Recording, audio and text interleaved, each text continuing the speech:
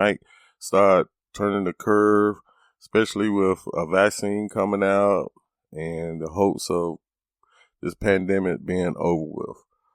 But to say that it's still here right now and we have a holiday coming up, it doesn't make sense for us to be struggling and trying to add more problems to the overload problems that you have going on in majority of society, of going to cater to making your child or yourself happy.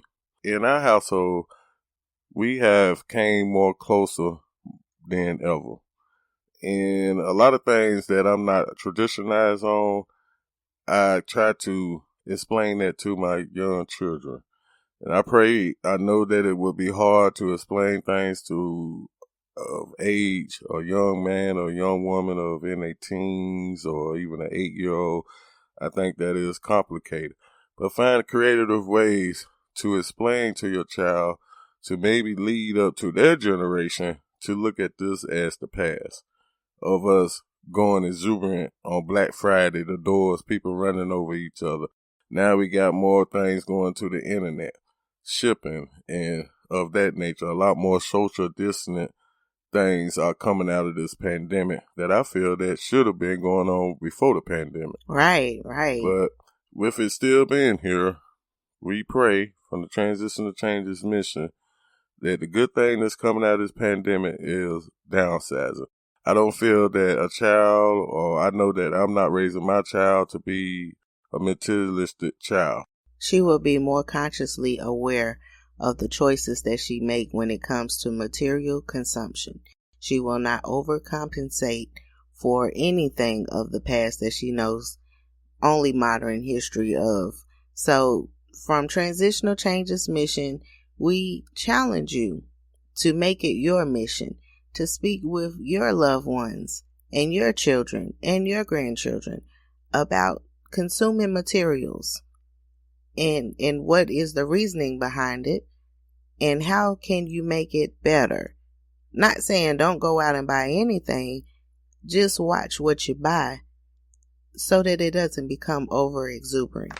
Yes, my people, because they throwing all these toy commercials on TV, was getting on my nerves every time they come on.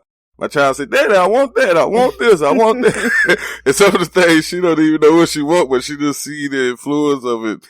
They show the Christmas music going on, and that's how children are. And I try to attain those things, but my mentality now with this pandemic will give her unconditional love.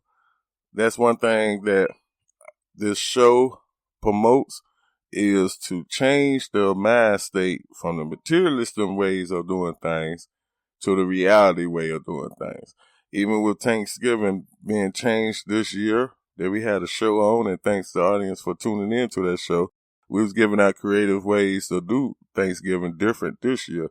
Maybe with Zoom, or this being a family of 4 in the household, instead of going outside and mingling with all your family members and doing those things, has been changed to containment of just being wholesome with your family. Which brings us to the next topic of worldwide youth obesity. The greatest threat to any species has always been starvation. When humans had to forage for their greens and hunt for their proteins, a little extra meat on a person's bones meant things were good. Obesity is preventable. Children tend to eat what their parents eat. Most of the world's population live in countries where overweight and obesity kills more people than underweight. Wow. Touch up on that. Obesity is the same with anything. I mean, what we are closing out on materialism, if you be obesity with it, it shows the internal reward. Even with food, anything that you consume, if you overdo it, it's obesity.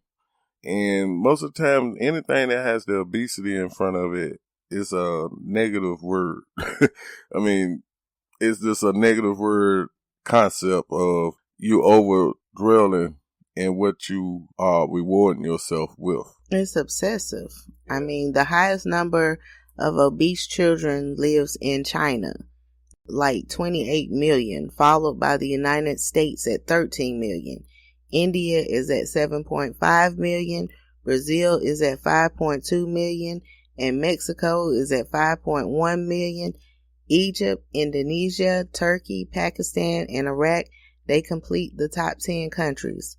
And Nauru is the most obese country in the whole world, with 61% of its population having a body mass index higher than 30.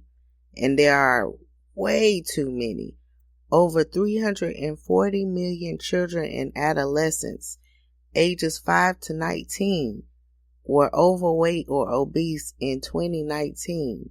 And that is to say that it's hard to stop a person that is conditioned to recondition themselves, yet alone their body, to turning down the knob on eating or buying or purchasing things. Mm-hmm. When you look at the big picture, it's a reward to you. And this advice to you, or how I feel that I can help you try to help your mind turn the table, is that you can't take these things with you. And with obesity, with food of your youth, it can hurt them more of, to when they do get older, they think that is the normacy of it. To a point where they might be questioning their parent, why you feed me all that food, Mom? Why you give me all these sugar things? That they are maybe, to look back at it when they start to try to change that, they might be upset with another person, but yet alone it always boils down to nobody but yourself. And even if you don't want to do the research awareness, you listening to the show, taking the actual steps into solutions to hear the whys and the hows, you are already beginning to make a conscious decision to change. So I want to thank all of our listeners and everybody out there who hear our voice right now speaking about this topic, and helping you to come up with some solutions at the individual level of what you can do to help your family, help your child, help yourself. And so one of the things I would like to say, that people can limit their energy intake from a total of fats and sugar. They can increase consumption of fruit and vegetables.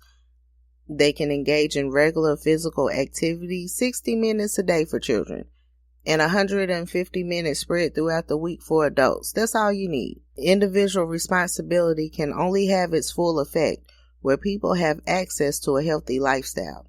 Therefore, at the societal level, it is important to support individuals in the following recommendations: through sustained implementation of evidence-based and population-based policies that make regular physical activity and healthier dietary choices available, affordable, and easily accessible to everyone, particularly to the poorest individuals.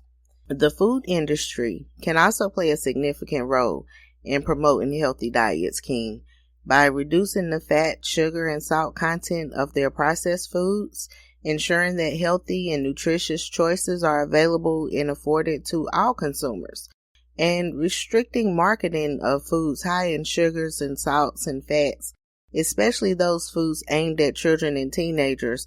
I mean, my children love looking at cartoons, but I cannot stand the commercials that come up with the fruit roll-ups and the gushers and all the little candies and all the fruit snacks.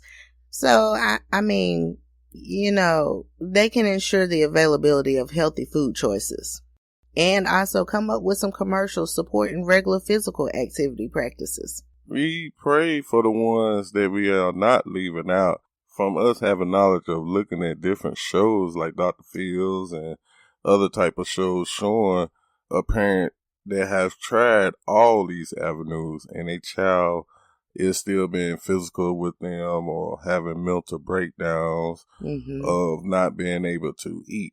Right. Or be able to get that reward to themselves. So we pray with you, and we have hotlines that hopefully people can reach out to get help with this, because it is a fighting battle. I mean, you might be in your late 40s, early 40s or 30s, or even in your early 20s.